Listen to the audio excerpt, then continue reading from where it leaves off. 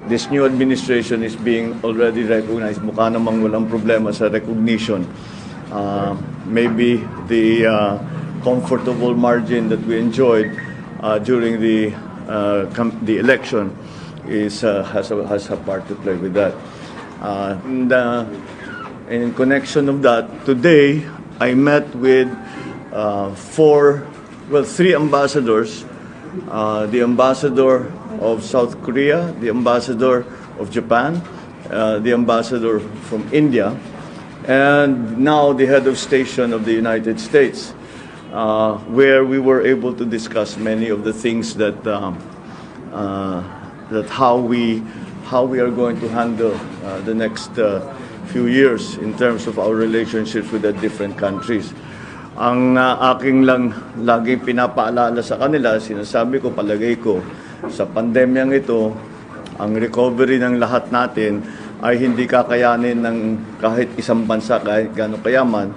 Kailangan the partnerships will be the one that will bring us through. Keep the global economy at least as stable as is possible, and will give us the opportunities for us to take advantage of the opening of the global economy. So I think that we were all in agreement that that is going to be the situation. Specifically in Japan, with the Japanese ambassador, we spoke about some of the ODA projects that JICA ODA that possibly we can pursue. At marami siyang ipinakita sa amin na mga possibilities in terms of infrastructure, in terms of transportation infrastructure, in terms of the usual horizontal infrastructure, and also of employment, where he would like to see an increase. Japan would like to see an increase of employment of Filipinos in Japan. So that we will pursue those opportunities further. With the ambassador of South Korea, napag-usapan namin yung IT, digital communication, because South Korea is still considered to be one of the best in the world when it comes to IT. And I said, kung sana matulungan mo kami diyan. At pinag-usapan din namin with the South Korean ambassador, napag-usapan din namin yung offer nila at yung nakapunta na rito ng mga expert na nuclear power para tignan ang Bataan Nuclear Power Plant para makita kung ano ba ang maaring gawin. Pwede pa bang ituloy o kailangan na magtayo ng bago? What are the things that we will have to do? So, binuhay namin ulit ang diskusyon na yon.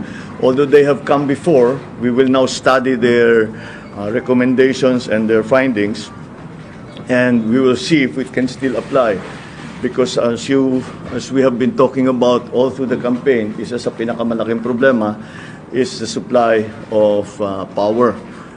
If we are going to industrialize post-pandemic, we are going to go through rapid industrialization when the power sector must be ready for that.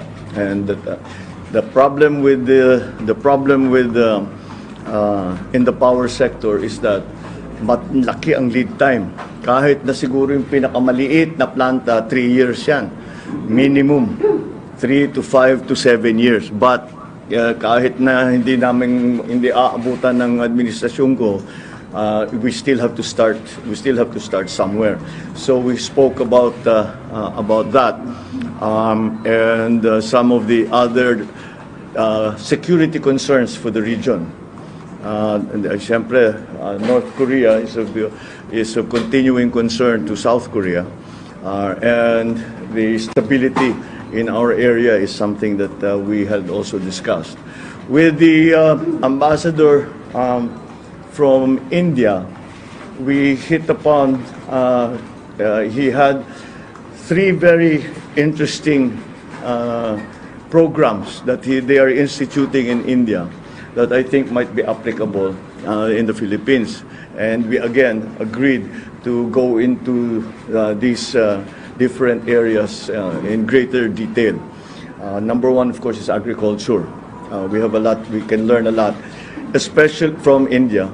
not only in the techniques of agriculture, but also in the protection of farmers, and how to bring the average age of the farmers down from what it is now. Nung nababasa ko, 57, 50, 56, 57 ang average age ng ating mga magsasaka. At walang pumapasok ng mga kabataan. And one of the solutions that was proposed is that it will, kung gawin nating high-tech yung ating agriculture, magiging interesting para sa mga mas bata. Because with the new technologies, we will need young people anyway. So we started talking about that and the protection of the farmers. I also, because it is one of the conclusions we arrived at during and after the pandemic, after the first hit of the pandemic, yung gamot. And we know that India is one of the largest manufacturers of generic drugs. And I think, I said, if we could go into partnership para magkaroon ng production dito sa Pilipinas, turuan nyo kami what is the manufacturing technology, what are the necessary things that have to be put in place. Is there new legislation? Will we have to put up a new agency, or we will have to do training of those of yung mga nasa atin na tao?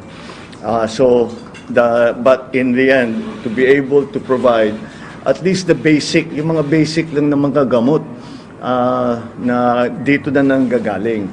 Marami na tayong ginagawa pero marami pa rin kulang. And kaya naman siguro, I have no doubt na yung ating mga manufacturers dito, kaya naman nilang gawin yan. Pero we will get advice because may experience ang India. Kaya siguro naman marami silang maipapakita sa atin. Titignan natin kung babagay dito sa Pilipinas, baka maka-adapt tayo, and we will also be able to pursue that. The other very interesting area that we talked about with the Indian ambassador was their programs in India for microfinancing. And this is again because of the MSMEs that we are hoping to assist. To bring back, to create more jobs, bring people back their livelihoods. Meron silang statistic na nagulat kaming lahat. Sinabi, 70 pesos pa lang, 70 pesos pa lang pwede na silang magbukas ng account doon sa kanila. Napakaliit lamang, kaya na nila. So sabi ko, will you please send me material? Because I'm very, very interested in that. Kasi mabusisi ang trabaho na yan. India has always been a pioneer in terms of microfinancing. But they have taken it already to this level na kahit ganun lang kaliit ang puhunan mo, pwede ka na magkabangko, pwede ka na magka-bank account, pwede ka na maghanap buhay, pwede ka na magnegosyo. And with the American charge, well, as you can imagine, pagka kausap natin Amerikano, marami talaga kaming pag-uusapan.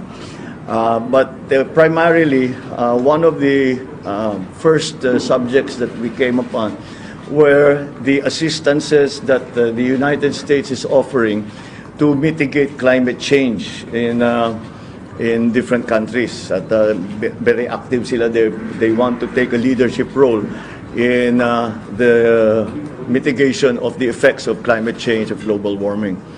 And I said, nung nakita ko sa brief na yun ang kanilang ginagawa, ay nakita ko kagad kasi napakataas natin, top 3 tayo at risk sa climate change. So that is immediately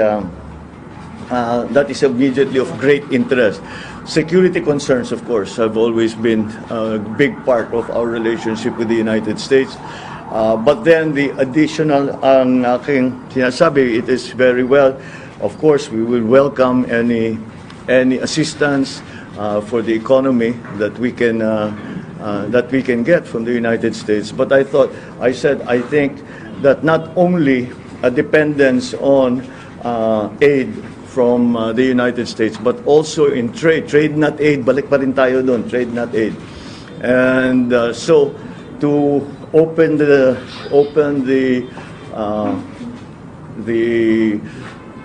again, the government, the bureaucracy, this administration, to the possibilities of private partnerships, joint venture from the Philippines and with the American. Marami naman tayong history sa ganyan. Marami nagbubukas dito ng kumpanya na American for a long time now. So that is a well-established route or role that we have the part of our relationship. Siyempre, security concerns, pinag-usapan namin, the return or the re-signing or the extension of the VFA agreement and how it has to be redefined for the near future with the changing situation around the world, especially in our region. Siyempre, yun ang ating primary concern. So we talked about some new technologies that might be available to us in terms again of power generation, but which ang usapan talaga nasa climate change. Napunta kasi naman climate change napupunta yan sa lahat ng sektor eh. Kaya yun ang napunta sa power, napunta sa agri, napunta sa iba't ibang sektor. So that is the extent of my discussions with the ambassadors today, with some of the diplomats that came to see me today. This is not the first time I've met with them. This must be about the second, third, or fourth time already dahil nung kampanya pa lang, marami nang pumupunta, nagtatanong, ano ba talagang iniisip mo, ano yung binabalak mo. And this is just to further the discussion so that we get into actual practical detail. Hindi lang yung mga vague ideas of what can be done, but really to dig down and to see what can be done, what needs to be done para mag-succeed itong mga program na ito. What do we have to do in the Philippines? What can we expect from our partners around the world? So that's basically it. Except for some of, I think yung inaantay nyo talaga yung mga appointment. Yes. Well, na ano tayo ni our friend, the incoming DOJ secretary has already announced it himself. So sa segundahan ko na lang siya that Boying Remulla, I have asked him to join the government as DOJ, the Secretary of the Department of Justice. I think he will be very good. He has, as you know, he has a great many years of experience in government, number one. And what many people do not know is that he's actually a very, very good lawyer. And so I think he will fit very nicely into the DOJ. I guess we can talk about our last meeting already. I had over lunch the former Secretary Laguesma of Dole and Toots Ople to talk about the labor segment, both Dole and the new Department of Migrant Workers. So our new my nominee for Dole is going to be the former Secretary Laguesma to return, and we've asked help from Toots Ople to organize already the Department of Migrant Workers, so that when the time comes that we are mandated to start operations, we are ready. Hindi na tayo mag-a-adjust, hindi na tayo magpapalit. Kaya ang naging concern ko is mahirap naman kung magbabago tayo 2 years from now, babaguhin natin dahil magkakaroon ng Department of Migrant Workers. Kung ititigil pa natin ang services bago tayo nag-organize. So sabi ko, para hindi matigil ang functions, ay ngayon pa lang, umpisahan na nating pag-isipan kung ano ang gagawin natin para pagdating ng panahon ay mabilis na. The Department of Migrant Workers from the day one will immediately be operational and performing its function. That's really my general policy sa lahat na ito, is to fix policy as early as now, so that when the time comes that we are giving now our nominations to the CA, ay mabilis na ang magiging proseso. At kahit na hindi pa ma-confirm yung mga iba, hindi pa natapos ang confirmation process ng mga iba, ay ang mangyayari ay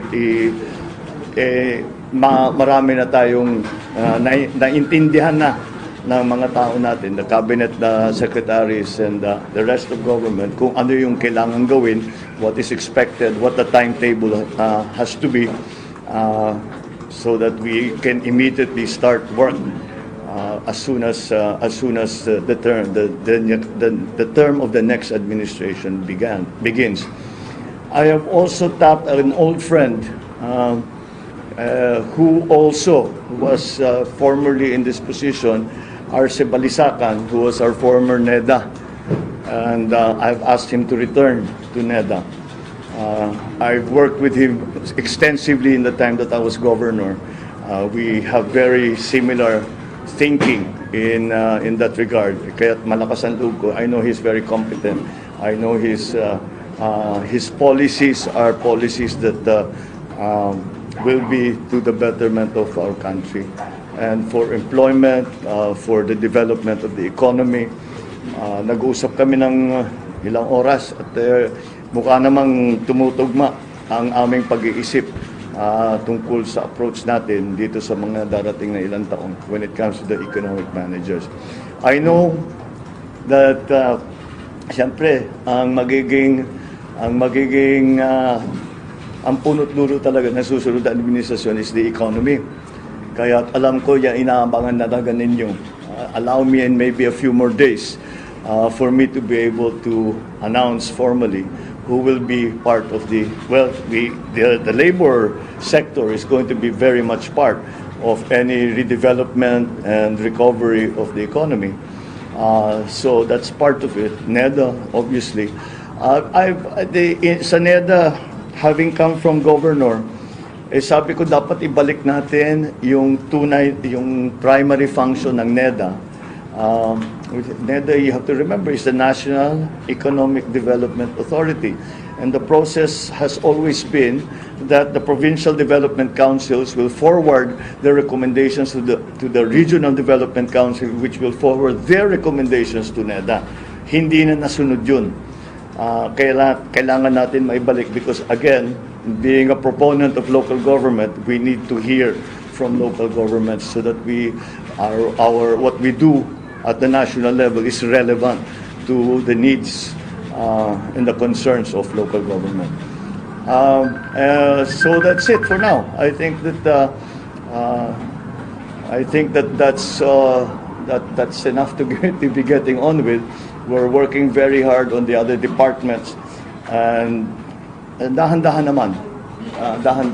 We are beginning to fill the positions. I still have to talk to them. Some of our proposed nominees, and we have to understand na nagkakasundo kami sa polisiya. Kasi kung di naman sila mag-agree, mahirap naman masyado yun. So we will continue to discuss with them, and should they agree, umpisahan na namin ang mga planning para diyan. So I want technically talaga dapat after proclamation itong mga announcement na ito. Pero I know na maraming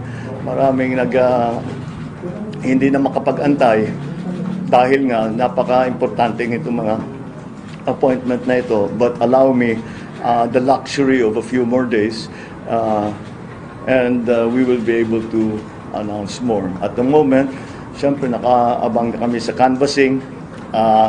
My best information is that